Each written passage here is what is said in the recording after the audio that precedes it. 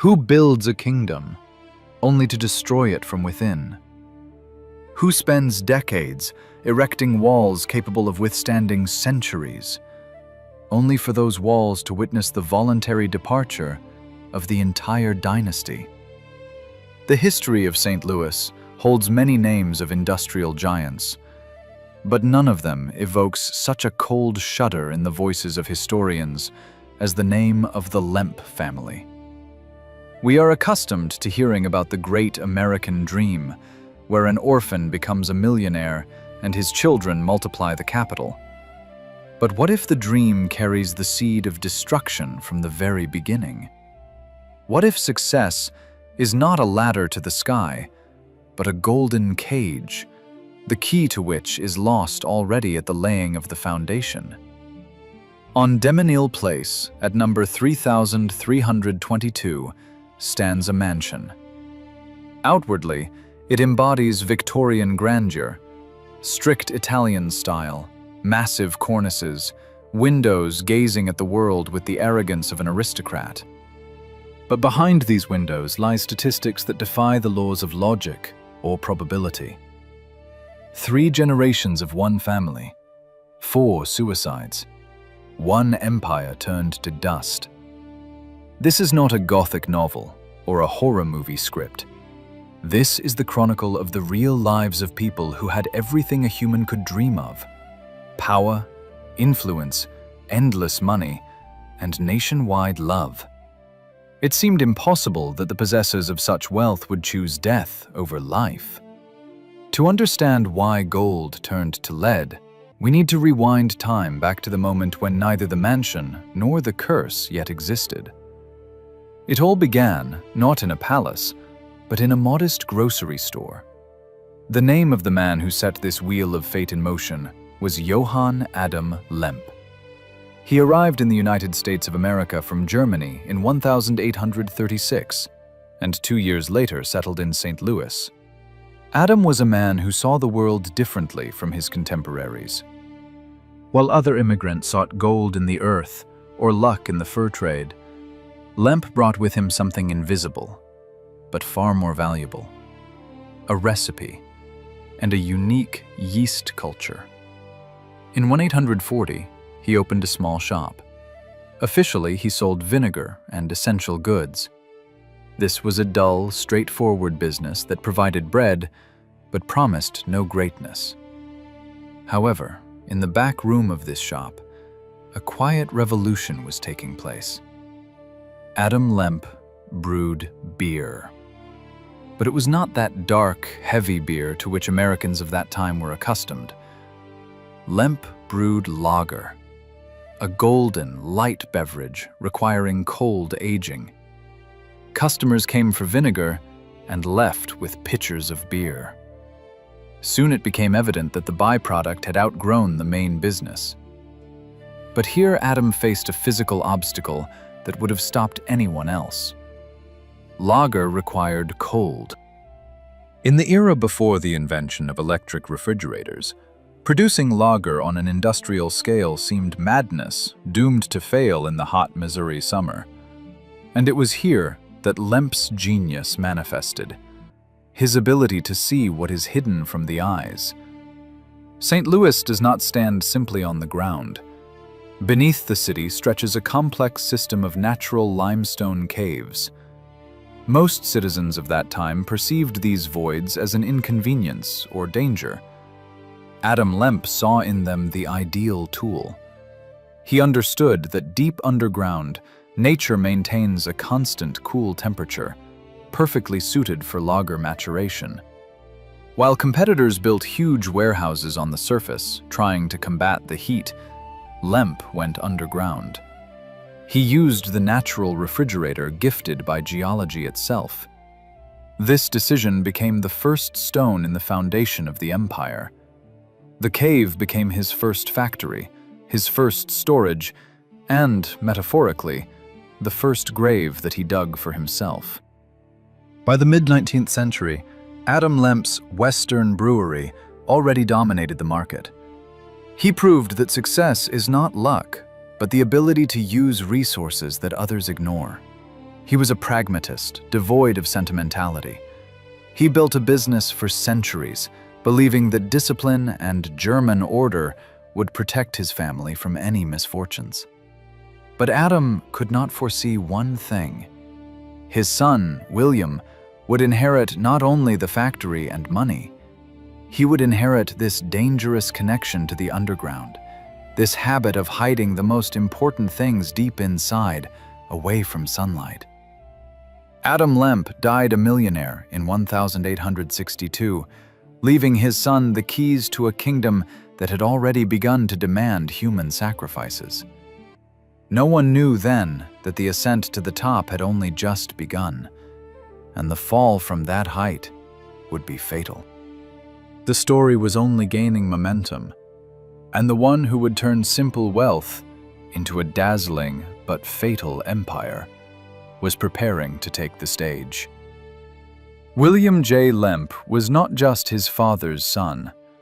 If Adam was a pioneer who found the gold vein, then William was an architect who decided to build an impregnable fortress on that vein. Returning from militia service after the Civil War, he viewed the family business not as a cozy shop, but as a mechanism requiring perfect calibration. His eyes reflected the cold determination of a man who does not intend to rely on the mercy of nature. His philosophy was simple and cruel.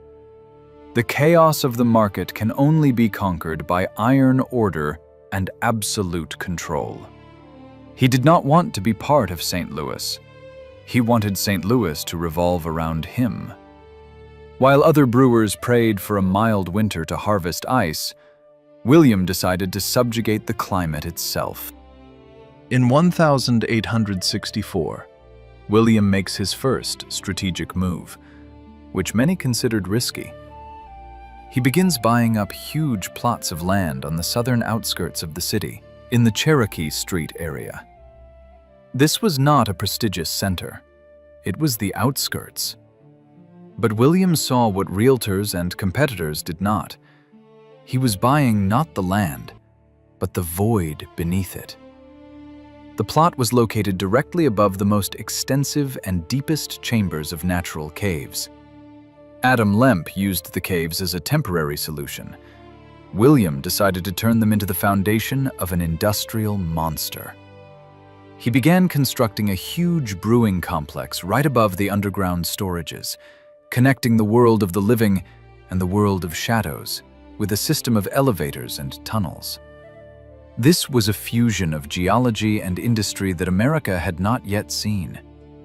William's ambitions required technologies bordering on fantasy. He understood that dependence on natural ice, cut from the Mississippi River in winter, made the business vulnerable. Dirty water, a warm winter, logistics difficulties, all these were variables that William hated.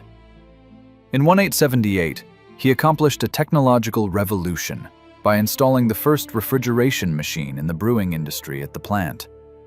It was a cumbersome, noisy monster, but it granted Lemp power over temperature. Now he could brew and store lager year-round, regardless of the whims of the weather. While competitors halted production in the heat, Lemp's plant operated in 3 shifts, belching clouds of steam and smoke into the sky, symbolizing man's victory over nature. But William was not content with just producing the best beer. He had to deliver it to places where it had not yet been heard of. He introduced his own railway branch, the Western Cable Railway, which ran directly onto the plant's territory. Cars painted in Lemp's signature colors distributed barrels of lager from Texas to California.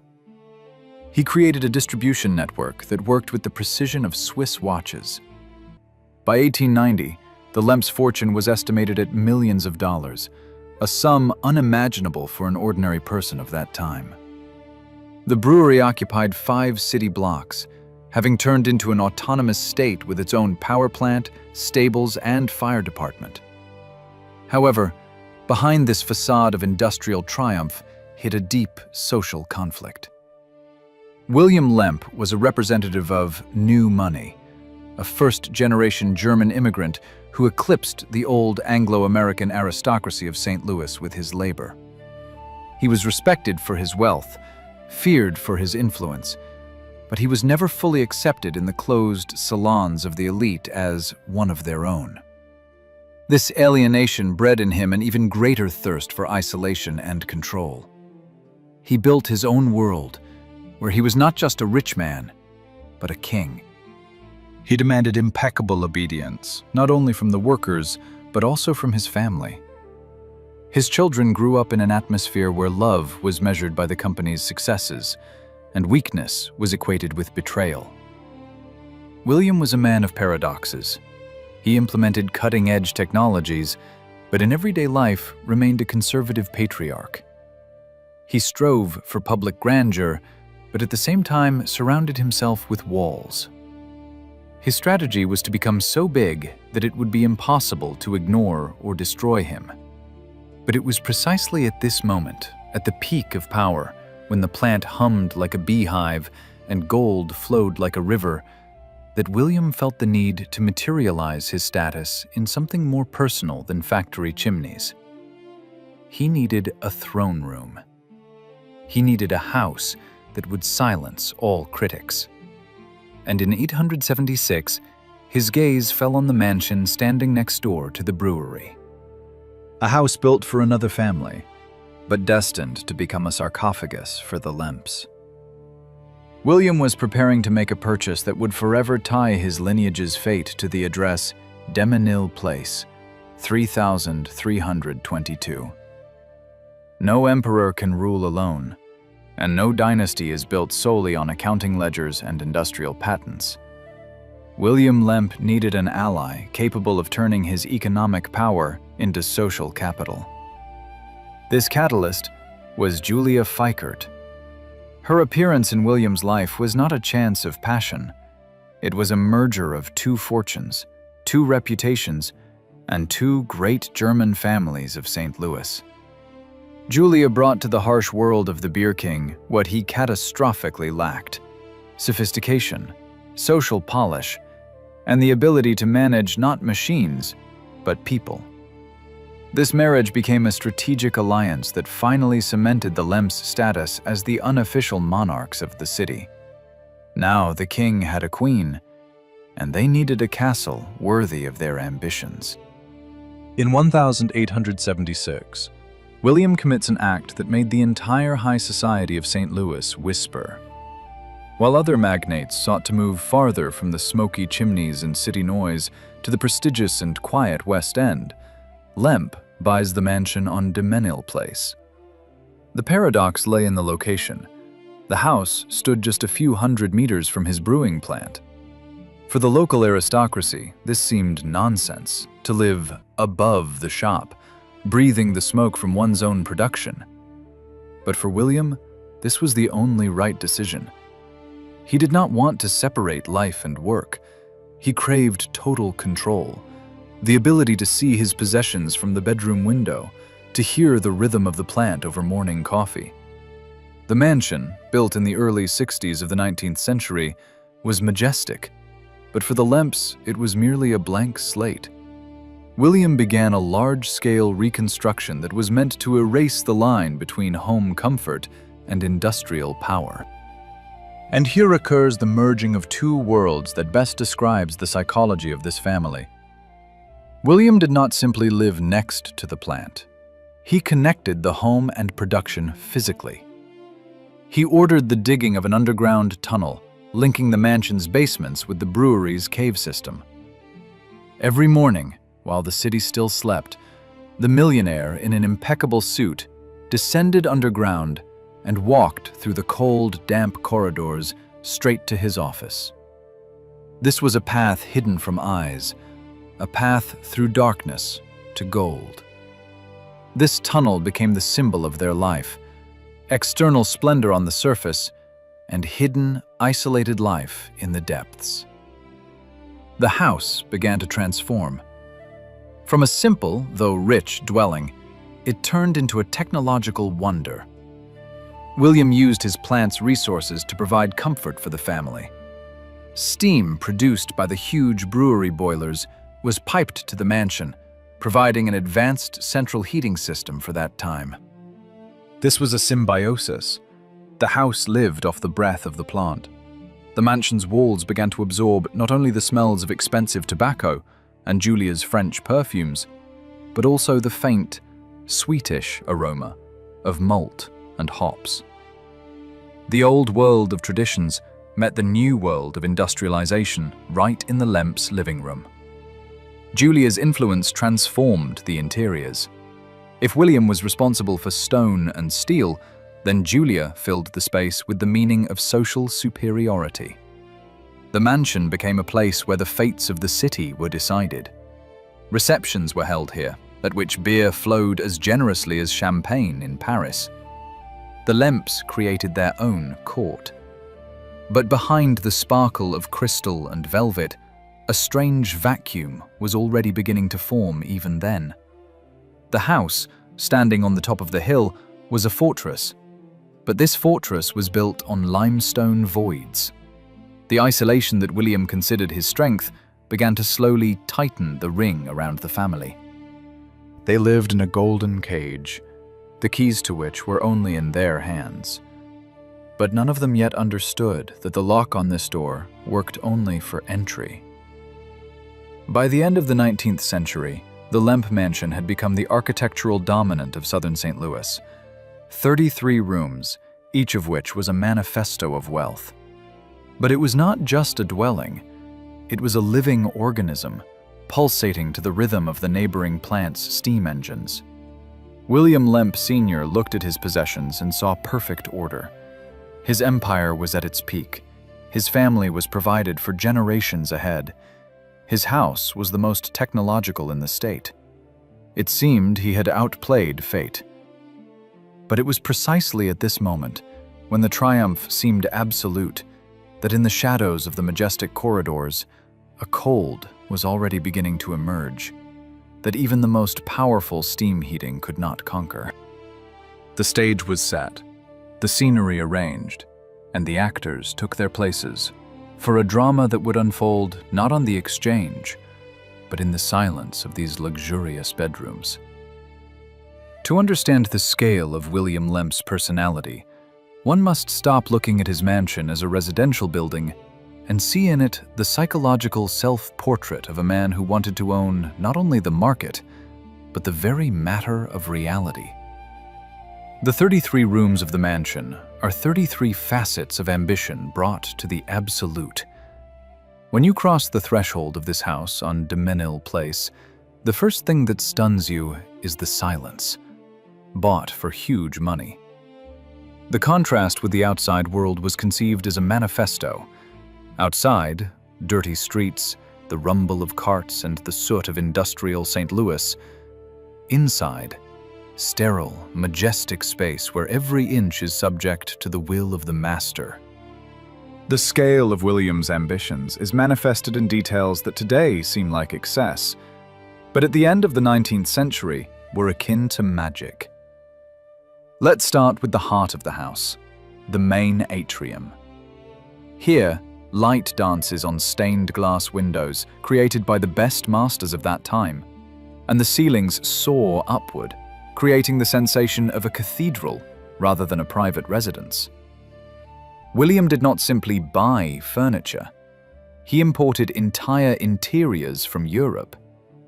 The dining room walls were paneled with rare African mahogany, and the ceiling was adorned with a painting executed by Italian artists invited specifically for this task. Every element here was functional, and at the same time, symbolic. The fireplace in the main living room was so large that a whole tree could be burned in it, symbolizing the owner's inexhaustible resources. But the true psychology of Lemp is revealed not in the grand halls, but in the intimate spaces. The transition from public grandeur to private life in this house is carried out through the progressive revelation of layers of comfort. On the upper floors were located bedrooms, each of which was equipped with the latest technology. Individual bathrooms with marble finishes and gilded plumbing, which at that time was a luxury available to only a few in the country. Here, William installed one of the first private elevators in the city, lined with mirrors and velvet, so that his family could move between floors without effort. This was a triumph of functionality, but of a cold, almost mechanical functionality. The most mysterious and important element of the Lemp's architectural psychology is what lies under the foundation. If the above-ground part of the house embodied social success, then the underground part, the true passions and fears of the patriarch.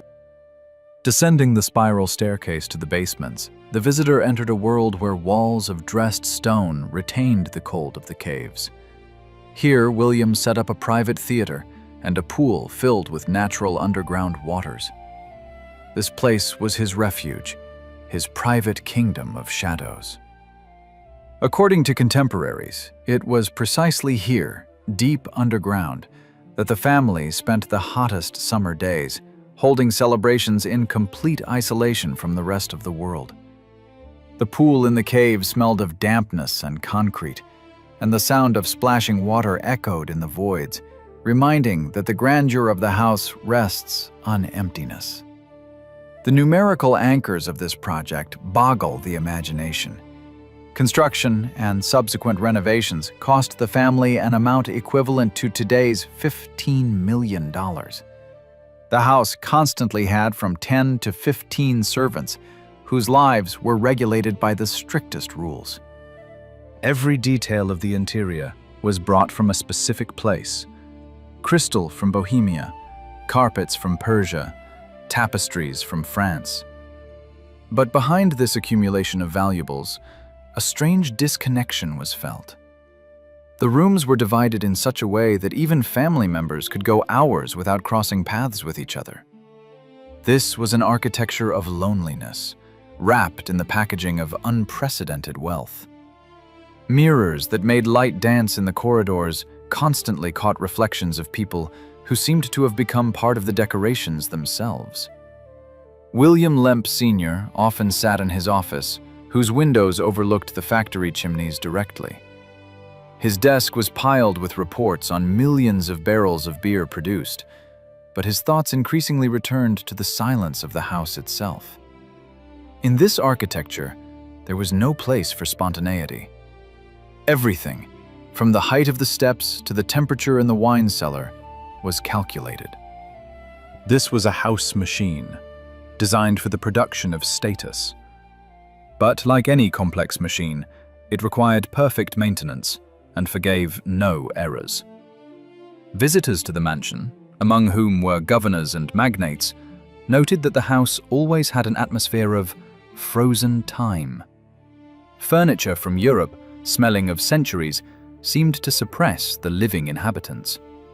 William created a space that was meant to outlive him, but he did not account for the fact that walls, absorbing history, could become too heavy for those who would remain in them after him. The architecture of the Lemp mansion is not just a monument to the Italianate style, it is the physical embodiment of a man's belief that matter can protect from emotional pain. Every room was a bastion, every detail, armor. But history showed that even the thickest walls of limestone and brick are powerless when the enemy is inside the very blood flowing through the veins of the palace's inhabitants. Mentally strolling through these halls today, you feel not the joy of creation, but the weight of control that ultimately became the curse of this dynasty. I await your command to reveal how this impeccable structure began to crack under the weight of human drama. By the beginning of the 20th century, the Lemp Empire had reached its zenith, and it seemed that the laws of gravity did not apply to it. The brewery occupied dozens of blocks. The chimneys soiled the sky, asserting man's power over matter. And the family's bank accounts were replenished at such a speed that money ceased to be a goal and became simply figures in reports. But it was precisely at this moment of absolute triumph that history makes a sharp turn, reminding us of the old truth: the higher the pedestal, the more painful the fall. At the center of this tragedy turns out not business, but the human heart. an organ that cannot be replaced like a part of a steam engine, and cannot be frozen like a batch of lager. We enter the darkest chapter of the Lemp's chronicle, where greatness collides with biological vulnerability. At the center of the family hierarchy was Frederick Lemp. If William Sr. was the brain and iron will of the empire, then Frederick was its soul and hope. He was 28 years old, and he was what they call a golden boy. Smart, charismatic, adored by his father, Frederick was preparing to take the reins of power. William saw in him his improved reflection, a man who could not only hold power, but modernize it for the new century. The relationship between the stern patriarch and his favorite son was that core on which, essentially, the mental health of the family head rested.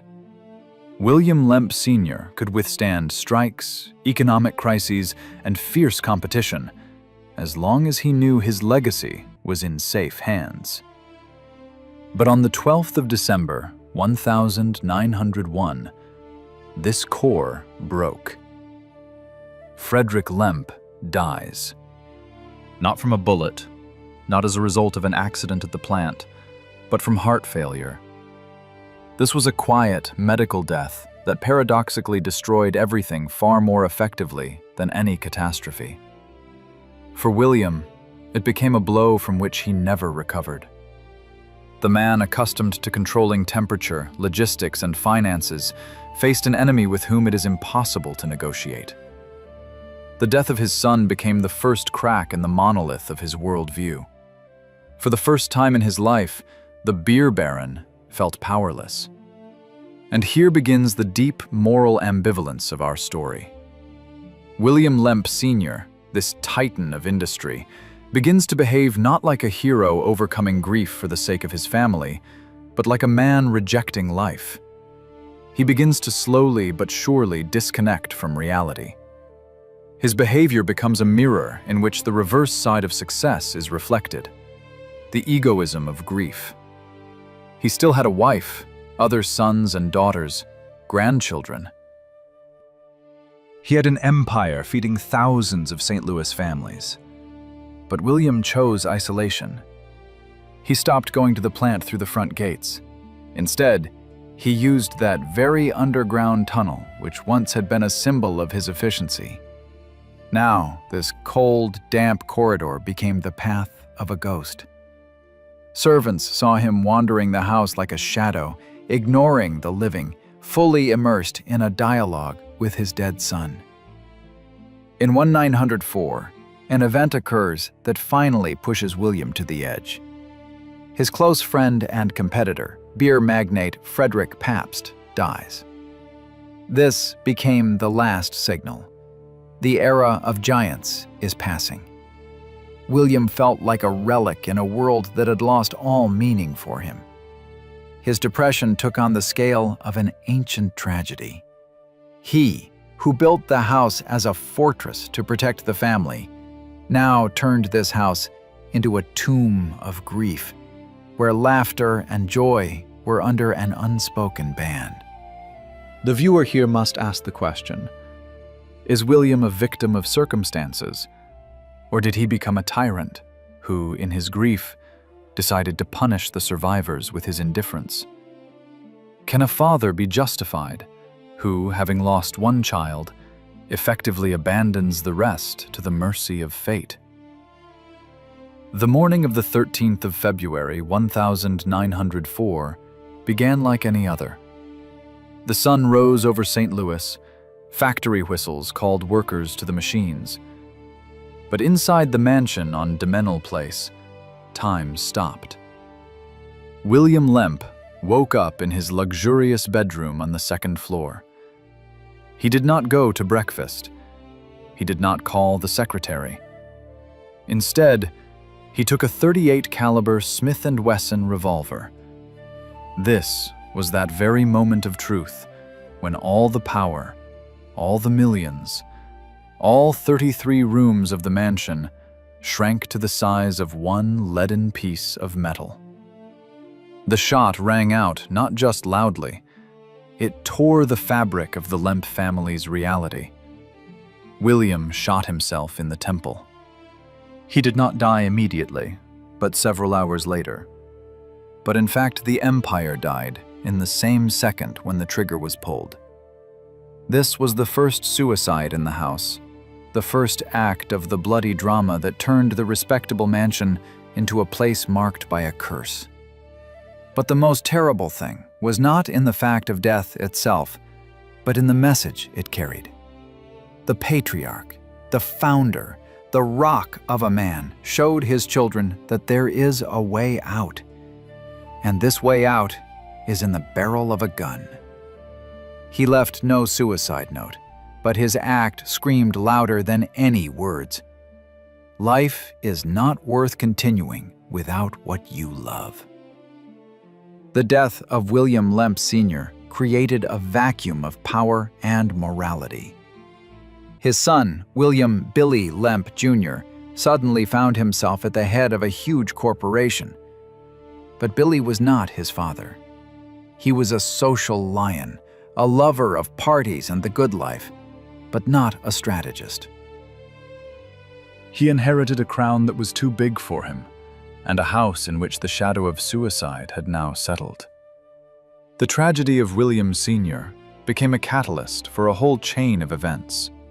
He showed an example of how to solve unsolvable problems. In the eyes of society, the Lemps instantly transformed from a model family of success into an object of pity and dark rumors. This turning point is critical for understanding the entire history. Here, the grandeur of the mansion enters into conflict with the fragility of the human psyche. Walls lined with silk did not save from despair. Golden plumbing did not wash away the pain. We see how material wealth, elevated to a cult, proves absolutely useless in the face of existential emptiness. William Lemp Sr. wanted to build a dynasty that would rule for centuries, but with his last act, he embedded a program of self-destruction in the consciousness of his children. He left them not only the factory and money, but also a terrible model of behavior. When it becomes unbearably painful, leave. And, unfortunately, this lesson his children learned too well. The mansion froze in anticipation of the next shots, and the echo of the tragedy of a 1904 began its long journey through the decades to catch everyone who bore the surname Lemp.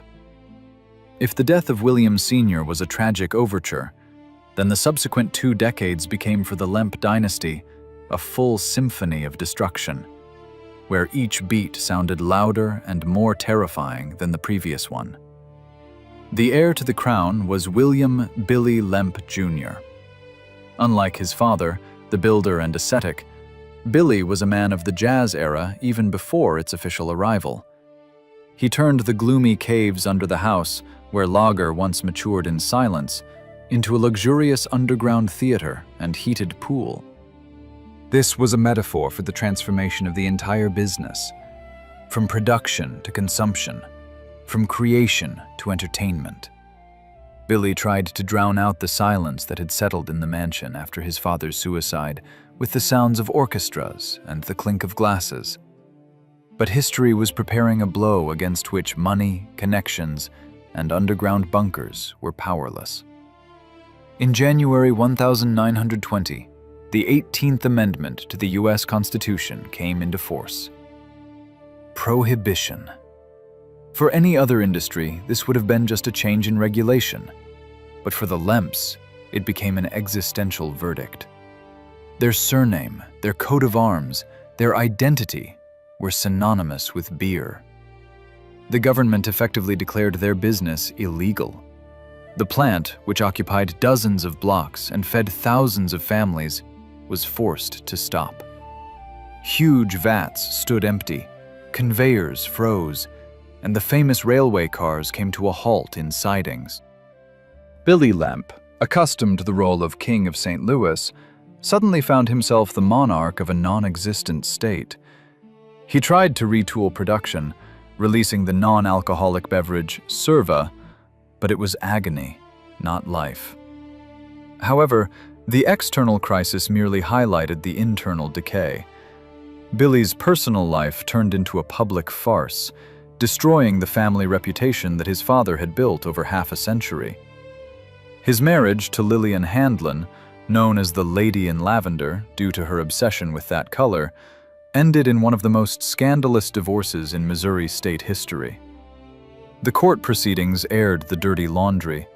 The public was presented with Billy's Blue Diary, a list of his romantic conquests that he kept with the cynicism of a collector. People who had once gazed at the mansion with awe now read about the moral decay of its inhabitants in the morning newspapers. The Lemps lost their sacred status of the untouchables. But the most terrible blow came not from the courtroom or from Washington. It came from the bedroom of St. Louis's richest heiress. Elsa Lemp Wright, the youngest daughter of William Sr., was the darling of society. Beautiful, incredibly wealthy, she seemed the only bright spot in this grim saga. But depression, this genetic poison of the Lemps, flowed in her veins as well. On the 20th of March, 1920, just 2 months after the start of Prohibition, Elsa was found dead in her bed at the house on Vandeventer Place. A gun lay nearby. The scenario was frighteningly familiar. A shot to the heart, no visible external causes, absolute hopelessness. Elsa, who had everything, chose nothing. Her death confirmed the terrible suspicion of the townspeople. This was no accident. This was fate. For Billy, his sister's death became the beginning of the end. He was left one-on-one with the crumbling empire. In 1922, an event occurred that could be called economic suicide, preceding the physical one. Billy decided to sell the brewery. The complex, valued at $7 million, went under the hammer at auction. Viewers should feel the humiliation of this moment. The empire was sold off in pieces, like old furniture.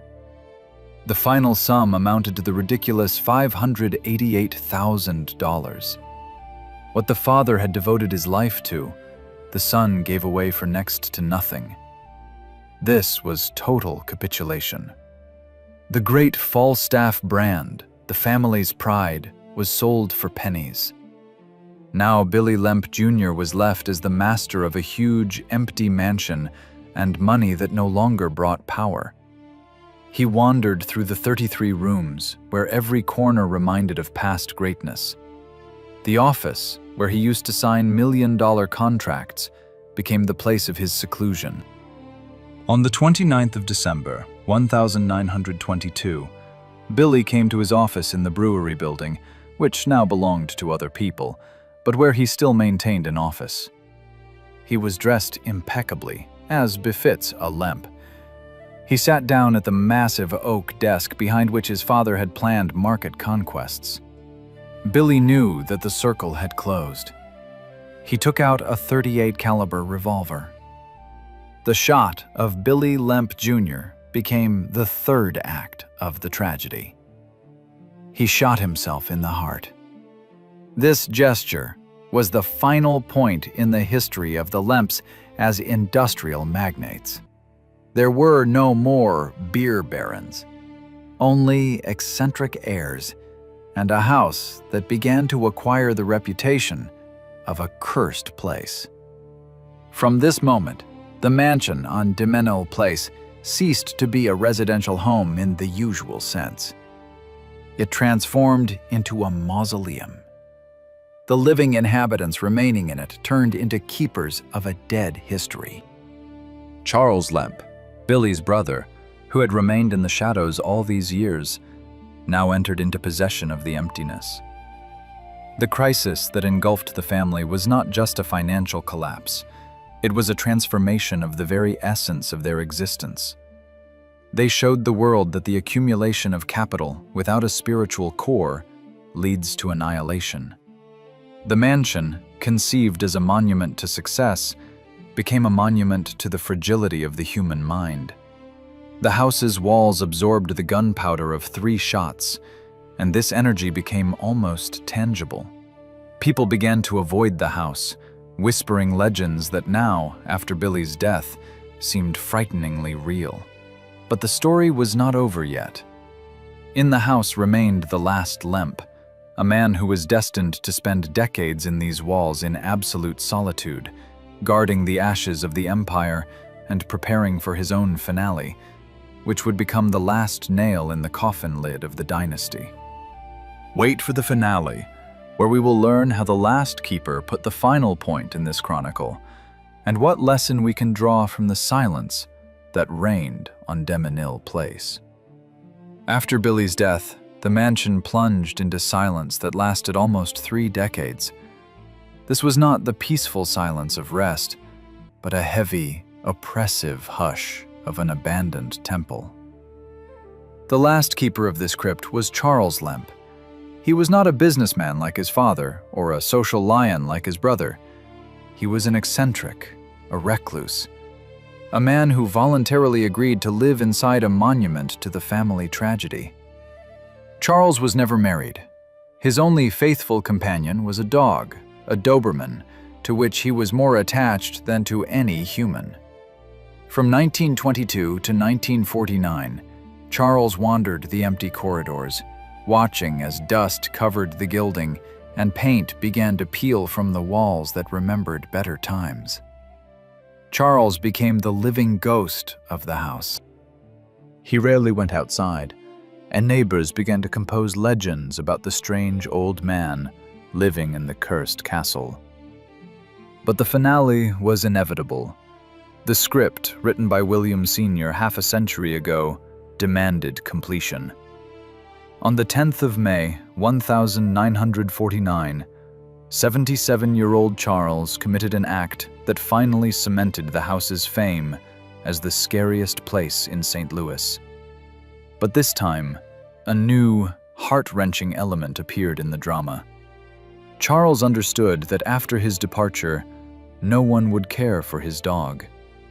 First, he shot the only being he loved. Then he turned the revolver on himself.